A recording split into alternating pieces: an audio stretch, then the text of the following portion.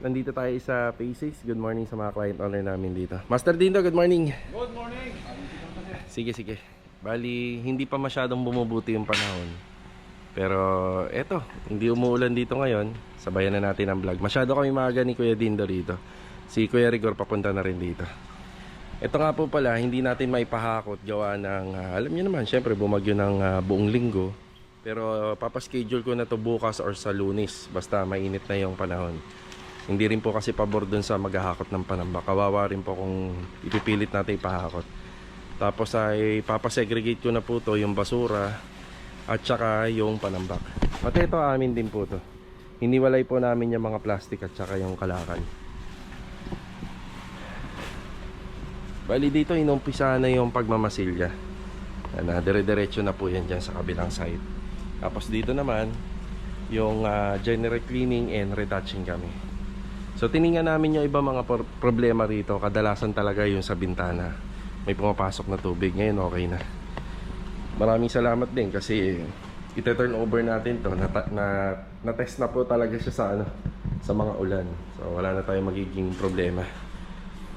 Tungkol naman po sa kalinisan, ano na po kami rito, 90% na. 90% na malinis na. Retouching na lang. So, nagbigay na ako ng punch list sa ano po natin, sa finishing. Yan, ito yung ginawa namin ng nakaraan. Yan, tatanggalin na lang yung sticker. Ang tip ko nga po pala sa inyo, pag ganito yung binili nyong wall mirror, huwag nyong didiinan yung pagpupunas, yung paglilinis ng salamin. Huwag nyong didiinan kasi lawanit lang yung likod nito. Malambot na part. Hindi kagaya ng pinagagawa natin doon sa mga nag-aluminum. Yung matigas talaga yun, tibay. Yan, tatanggalin na lang po yung sticker na hindi namin natanggal yung nakaraan, then pupunasan. Tapos tip ko rin, ang maganda panlinis ng salamin, kung hindi kerosene or yung dyaryo or hindi kaya alcohol. Yan. Ito linis na lang. Kapag tapos na kami talaga rito, magbibigay na tayo ng go signal kila Master Batang, kila Master Ryan, kasi may mga retouching sila dyan para sa silicone sealant. Yan, linis na lang.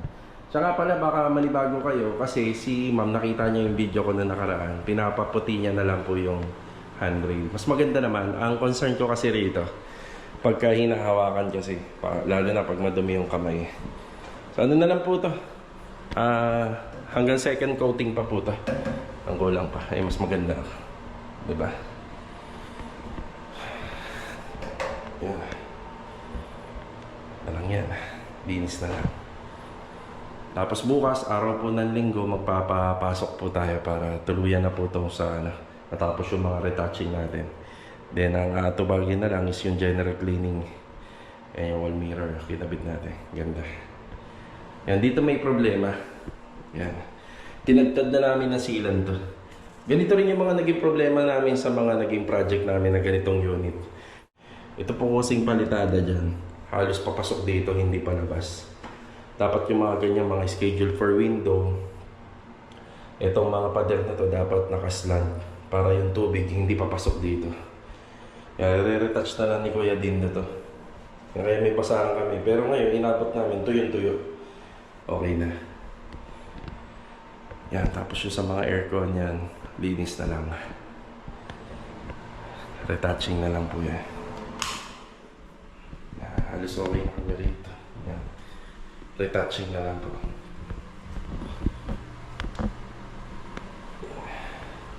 Sa labas, yan na, ito pa yung mga papaasikaso natin. Halos okay na po tayo rito.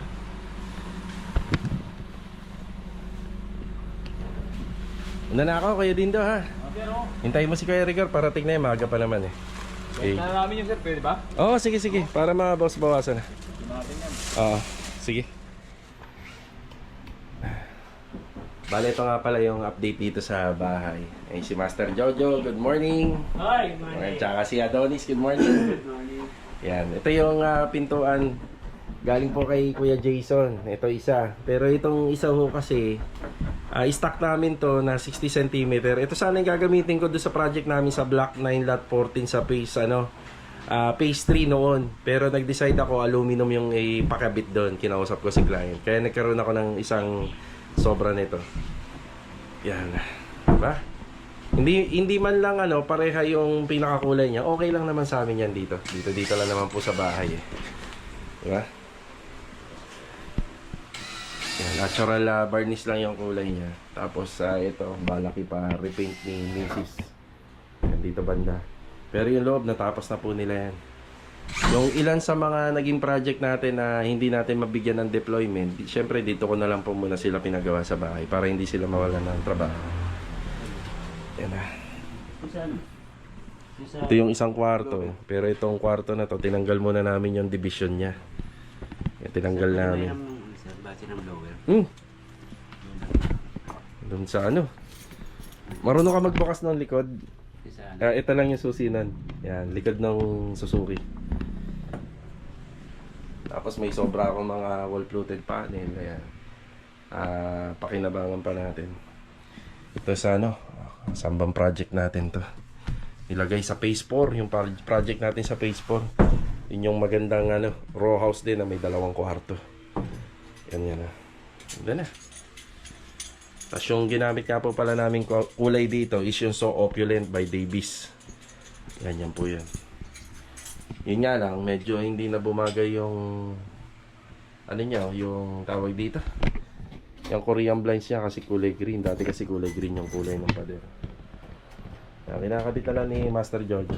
Pag lumaki si Aki tsaka si Chanel, lalagyan po ng yan. Lalagyan ng divider dito. Yan, para may tig-isang kwarto na sila. Lagyan na lang ng divider. Sa ngayon, ganyan na muna para maluwag. Yan. Ni Kuya Rigor. Natural. Yan, binabalik na lang ni Master Jojo. Tsaka niyan. Adonis, thank you. Yung ating pintuan, tsaka doorknob. Nasaan pala yung isang battery? Cha-charge ko. Andun? Nasa blower? Sige. Cha-charge ko.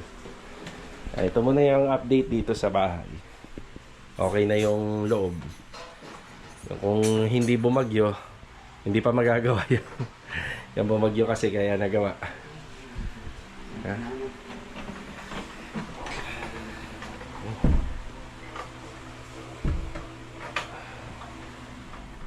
Okay na kami rito sa bahay. Kasama natin si Master Jojo. Umulan. Yan, doon na lang po siya sa likod dahil nabasa siya ng ulan. Yan, papunta kami ng Riego de Dios Project. Tara. Ayan mga karos, good morning kila client owner, kila Ma'am Catherine, kila sir and family. Yan, nandito tayo sa Riego de Dios Project. Matatapos na nila yung pinaka-framing po rito. Sa framing natin medyo matrabaho po siya mga karos kasi ang pinagawa ko, meron po siyang 60 cm na horizontal bracing. Ayan. Isa-isa po yan kapag ka nilalagay. Ayan. Tapos sa framing, alternate. So ito magkaharap.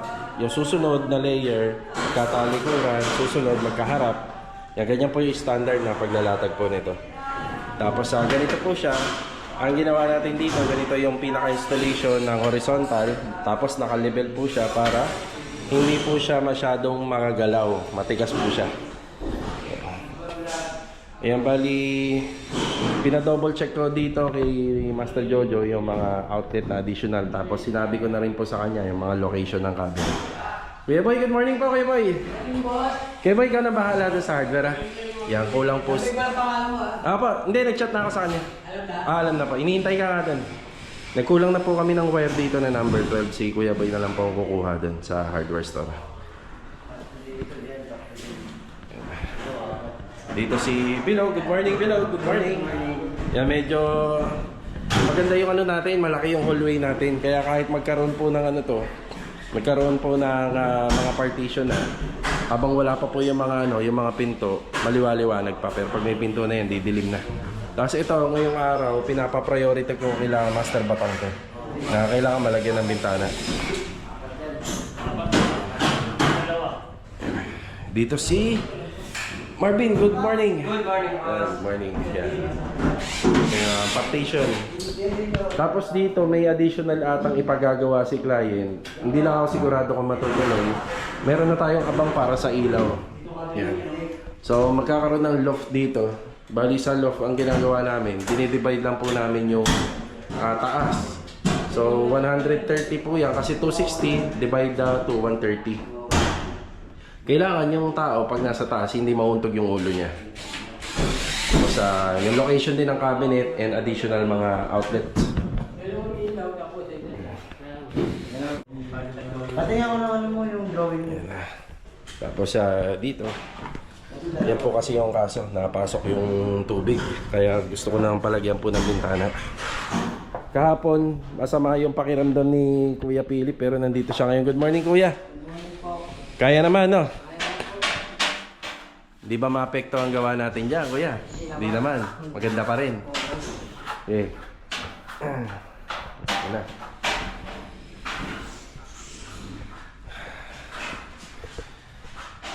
Sana gumanda na yung panahon. Siya nga pala, nagpapasok na tayo sa kanya na project. So, hindi naman na masyado nag-uulan na malalakas. Nagpapasok na ako para dun sa wall plastering. Matapos na sa may back extension. Yan na. Ito nga pala ang update sa simento natin. Tapos marami pa tayong adhesive. Tapos sa simento, ito na lang. Yan na alalay lang tayo sa delivery. Yung adhesive pala natin, ito po. Madami-dami yung adhesive natin. Dito pa nga lang po kasi sa toilet and bathroom, sa laki nito, sa tansya ko. Kasi doon sa mga sa Lumina project, nakakaano tayo din. 9 hanggang 10 adhesive. Yan yung nagagamit natin doon. Pag wall tiles kasi, purong ano po yan lahat. Purong adhesive cement. Hindi po natin nilalagyan ng semento. Kahit dito po sa pag-install, pag nagpahid na tayo sa mismong tiles, wala pong semento yun. Purong adhesive.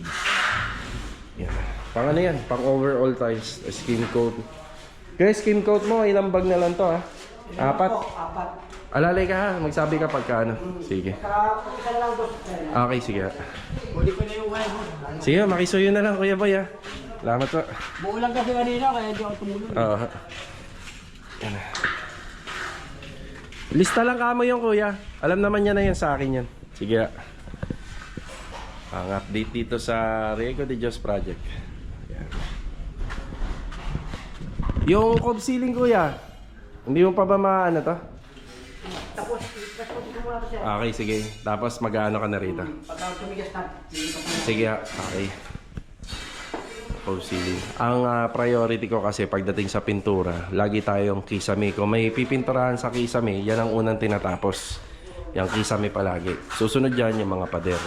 So mapapansin nyo, diskarte namin dito, hindi pa po siya naka-tiles, pero pinatitira na po natin yan. According nga po pala yan sa sitwasyon na hindi naman po laging nagagawa yan. Iba-iba rin ang diskarte. Kasi kung ang manggagawa, wala na po talagang pepwesto o gagawin sa project. Pinauuna ko na to. Pero ito talagang pinakamaganda dyan. Para lahat ng alikabok dyan, lahat ng dumi dyan, nililiha. Sa baba lang naman yung babagsak, wala namang iba. Para malinis na. Kaya pag nag-install na ng tiles, malinis na. Tapos hindi nagagamit ng mga tuntungan. Para yung tiles natin, talagang maganda siya at makinang pagka natapos, malinis. Kaya ito yung update dito sa Riego de Dios project.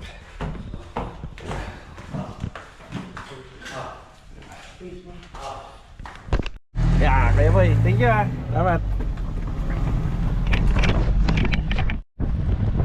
Salamat naman at magandang weather ngayong umaga. Bali ano po, nandito kami sa hardware. Yan, kinulang kami ng local marine plywood na 3/4. Bali itong utility ba natin yung Suzuki Carry. Sakto-sakto yung 8 feet dito. Tapos maluwag pa sa magkabila. Pwede siya sa ilalim o pwede rin po siya dito sa ano. So may pinakaupuan. Basta wag lang siyang mapepersa. Yan, tatlong ano lang to, tatlong piraso. Para sa project natin sa Phase 5. Nandito na tayo sa Phase 5. Louie, good morning Louie. Good morning. Ayan. Nagkulang pa tayo ng mga tatlong plywood para gawa ng meron tayong TV console at dun sa below stairs may ano po tayo dun, dalawang layer ng cabinet storage. Itutuloy na ni Master Jojo rito yung finishing carpentry, tapos yun sa TNB yung preparasyon naman.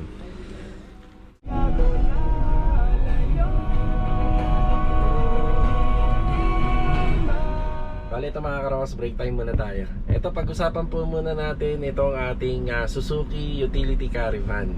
Meron nga po pala mga nagko-comment dito kung ano daw po bang ipapangalan natin dito. Bali, syempre lagay na lang po sa comment section. Mamimili tayo at kukuha tayo ng idea kung ano yung magandang ipangalan dito sa bago nating sasakyan na pantrabaho. Meron din pong ilan sa mga viewers and subscriber natin na nagko-comment bakit hindi na lang daw L300 yung kinuha.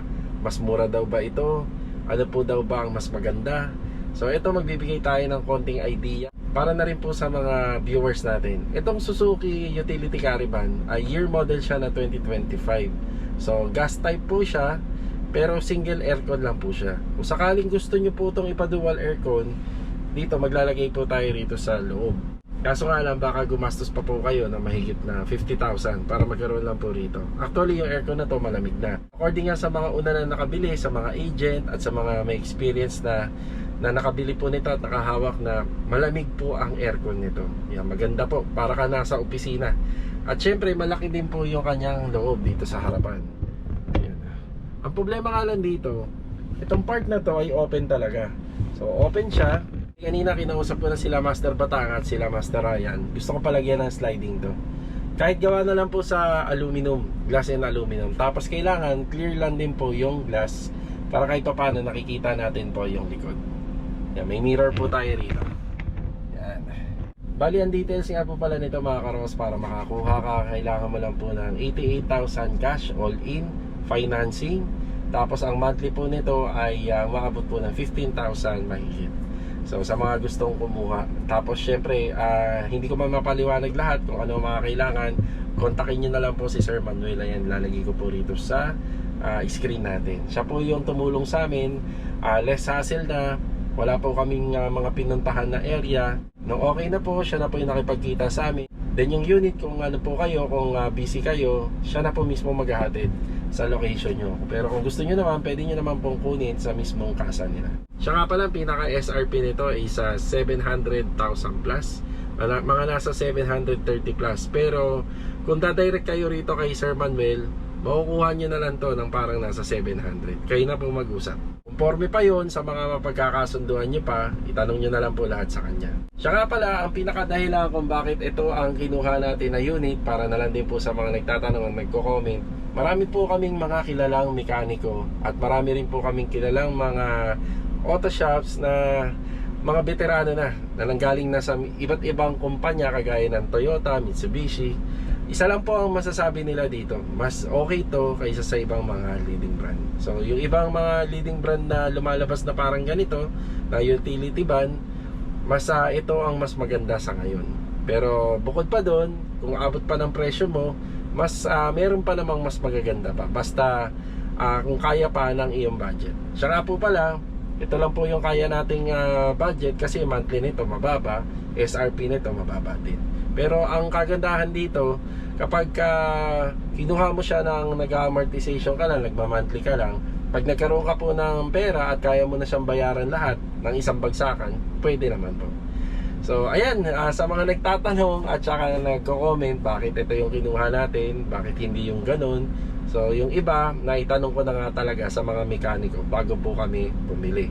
So napagplanuhan na namin na kumuha nito nung isang taon pa. Kukuha na talaga kami at i-dispatcha na namin yung owner type jeep namin. Si owner type jeep naman po, kung bakit po natin pinakawalan, syempre kailangan din po natin ng konting extra budget para may pan-down tayo nito. So yung down payment nito ay umabot ng 88,000, all in na po yun. At saka isang issue pa, pagka nagdagdag pa tayo ng isang sasakyan, wala naman tayong parking space. Ayun, sana nasagot po natin yung tinatanong po ng ibang viewers natin. So ako naman ang hihiling sa inyo, ano kaya maganda yung pangalan dito. Kasi ang totoong pangalan nito ay Suzuki Utility Caravan 2025. Ayan, kayo na po mag-invento. So pakikinggan ko po at babasahin ko ang inyong mga comment. Bali sa ngayon mga karos, pupunta muna tayo kay Master Batan. Baka kung sakali ay pwede na po nilang ma-install yung sliding dito. Tara. Nakakapeke yung panahon ngayon. Kala ko okay na. Medyo minute na eh. Pero mukhang uulan na naman. Iipon lang ng persa. Yan, punong-puno ng gamit itong likuran natin. Tsaka pala naglagay na lang ako ng trapal para kahit naman paano hindi magasgasan yung ano natin, upuan. Wala mag-boss din eh. Ah, naka-aircon. Ayan. Kamusta? Yan na yun. Ito na yun, boss. Ayun, oh. Ito palo na lang natin ang glass. Sige. Ah, wala pa salamin. Hindi, meron na. Ah, meron na. Patuyo lang, boss. Sige, sige, sige. Kaya tayo magbabagyo. Bagyo? Ay, si Master Bat. Puro bagyo na ka natin eh. Puro bagyo na nga eh, no? Ay, ano pa pala yan, pare? Yeah, desi. Silang- Pare, silang- sasabi ko sa'yo dito, yung stainless. Ah. Lalagyan din ng ganyan. Yan yung parang ganyan. Para hindi ano, Kasi no? hindi siya bumitaw. Pag nag-drill tayo dito, Butas. umpisa lang kalawang yun. Oo, kasi may pagitan eh. Oo. Tama. Kasi pagka ano, dyan magbabakbak yung pintura, titiklap. Ah, yun. Kaya dikit lang natin to tapos silang. Oo, matibay na nga yun. Oo, Oo. tama, tama. Adhesive lang yan. Ayan o. Tapos pagka Bakit ano, naman yan daw? Oo, ang ganda, silang oh. natin paikot. Oo nga. Kaya Ayos. pag dikit nito, Para walang butas. Oo, pag tama. dikit nito, yun na yun. Kasi hirap tanggalin to eh. Kailangan Makapit. swabing-swabe pag nalay na agad. 1.5 yung pandikit na yan.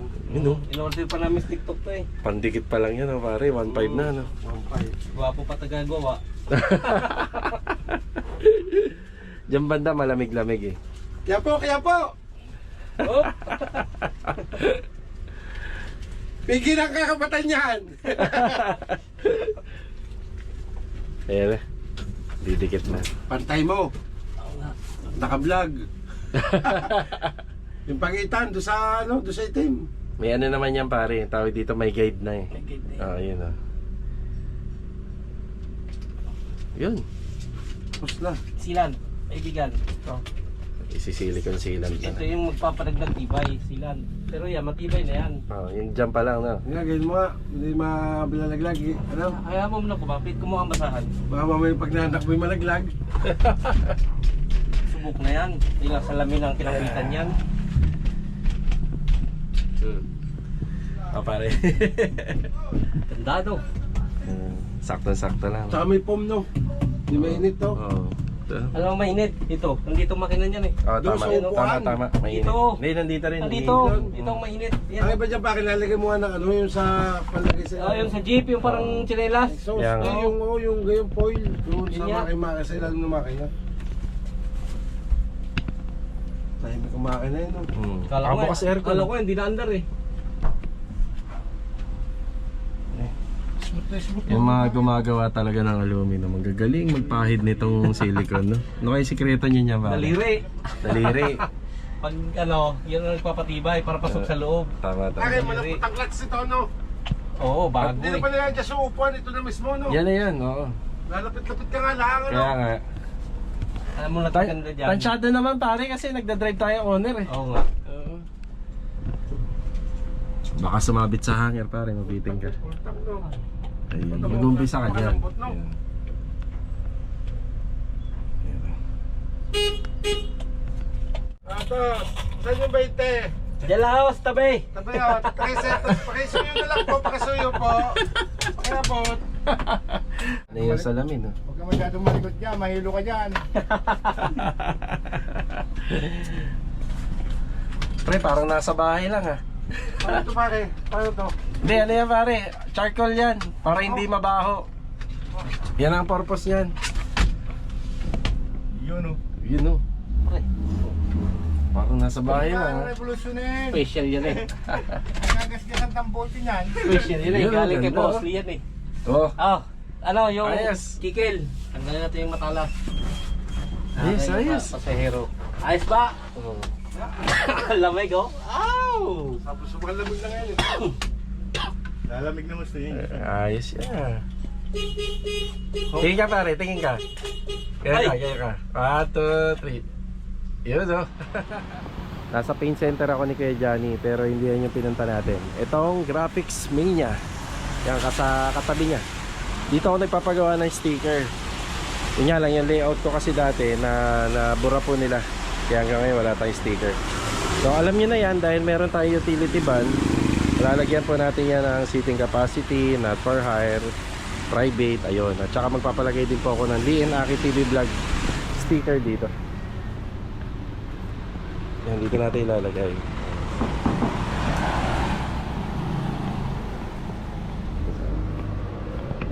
Yan, nilalayout na ni Sir.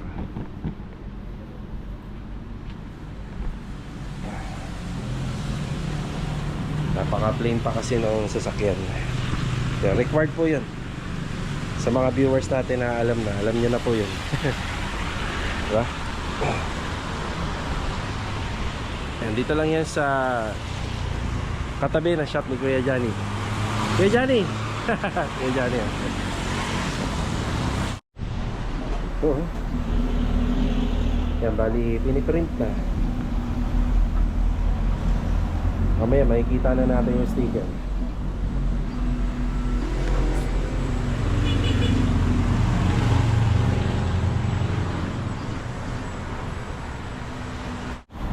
Okay na po tayo rito. Maraming salamat kay Sir at saka sa Graphics Mania sticker and decal. Ayun. Ito capacity. Tapos yung Lee and Aki TV vlog. Yan, main not for hire. At saka rito private. Yan, kung ano yung nandun sa kabilang gilid, ganun din dito. Lalong pumogi. Yan, diba? Ayos. Siya nga pala, dito sa mga malalapit sa amin, dito lang yan sa may Bagtas, ayun yung 7-Eleven, tapos meron dyan Lucky Grocery, tapat ng Andox. O di kaya yung pinakamalapit na paint center kay Kuya Johnny, yan, magkatabi lang sila. Yan, salamat kay Sir. Ganda ng pagkakagawa niya. Diba? Alright. Boss, thank you po. Thank you, Sir Jones. Maraming salamat. Yan, si Sir Jones pala. Paki-contact na lang po sa mga magpapagawa. Tara. Bali mga karos, malapit na matapos yung ating update ngayong araw po ng Sabado. Yan, magpapasahod na lang po kami ni Mrs. mamaya para po sa ating buong payroll. Tapos bukas nga po pala meron po kaming pasok. Nag-usap-usap po kami ng tropa. Siya nga po pala mga karohos, hindi na ako makakadaan ng kanya na project. Medyo nagtagal po ako dun sa Graphics Mania sa mga sticker po para dito sa ating Suzuki utility van. Yan, pupunta na lang po ako rito sa Phase 6. Yan, may konti lang akong update dito kasi bukod sa pagbablog ko po sa YouTube channel ay nag-upload din po ako ng mga video sa Reels. Ayan, dito sa Facebook Reels natin. So, kita-kita na lang po ulit tayo mga karos for the next video. Maraming salamat po muli sa pagsama. Ito po yung update natin sa ibang mga project ngayong araw ng Sabado at saka dito sa ating Suzuki Carry. Yan, bali ilalabas na lang po yung plaka nito after 1 month ni Sir Manuel. So sa ngayon, ready na siya. May mga sticker na. Required po talaga dito sa mga ganitong utility van na maglagay po tayo ng capacity kung ito po ba ay private or ito po ay pampasada. Yan, tsaka syempre not for hire. Yan ang kasi hindi naman po tayo na mamasada. Bali personal use and for private. Yan ang ating yan ang ating paggamit para rito sa ating utility van. So ingat po ang lahat. Hanggang ngayon po ay nag-uulan-ulan. Bali mamaya magpapasahod na po tayo sa bahay. Tara. Siya nga pala, humabol tayo kasi may bago tayong project na inumpisahan dito sa Phase 3. So inner unit siya na isang Angelic full renovation. Yan, bali may mga gamit na po dito. At nagpapaumpisa na po tayo sa demolition at saka sa konting excavation. Yan, hollow blocks natin, bali pinapasok po namin dito. Tapos ito, meron na tayong para sa ceiling, partition, and insulation. Tapos dito si Rusty. Good afternoon, Rusty. Good afternoon. Ayan na. Yan na yung ginagawa ni Rusty rito. Tapos pinatanggal na natin. Saka pala, ito yung pinakadulo ng Phase 3. Yan, bali yan, nakikita natin yan na mapuno na yan. Ibang part na ng lote yan. Hindi na kay Lumi na. Yan na. Si Rusty lang muna mag-isa rito kasi siya yung magre-receive ng mga namin, mga delivery. Napakarami pa po yung i-deliver dito. Tapos dito sa TNB, pinabaklas ko na po ito. Pinatanggal ko na yung tiles, pinagiba na po natin yan. Tapos ito medyo malala. Yan, malala yung kanyang problema rito. Nakadalasan talaga, ito yung nagiging kaso. Yan. Lalo na nagbagyo ngayon. Yan, lala. Yung mga simento pala, lalagyan namin ng mga pagpapatungan niya. Tapos medyo maliit to, pero 2 bedroom ang pinagagawa ni client dito. Kaya medyo maliit lang po siya.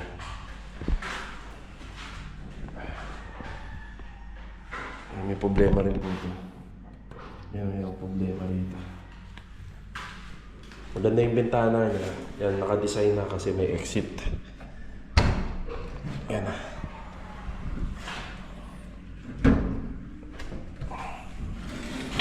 May mga pinapasok ng tubig. Kasi itong steel window na to, pumapasok dito yung tubig, may mga sibang pa siya. So, proposed for second floor. Ang gagawin namin extension. Bali, nakaslab po siya. Tapos lalagyan namin ng sukal, oh. May kagaya niya sa kabila, oh. Gawa na rin, oh. Mga nakaslab. Pero may nakita ko yung downspout pinapunta doon. Eh, paano pag balang araw may ginawa dyan. Kailangan maganda dyan, may floor drain. Kaya dito, kailangan may floor drain yung gawa natin. Yan, 2 bedroom, full renovation, may cabinet, may kisame, may cove ceiling sa baba, may kusina, bar counter, TV console, tapos overall tiles, overall paint, accessories, lighting, front and back extension, roofing and ceiling. Yan. Shoutout kay Sir Joshua sa client namin dito.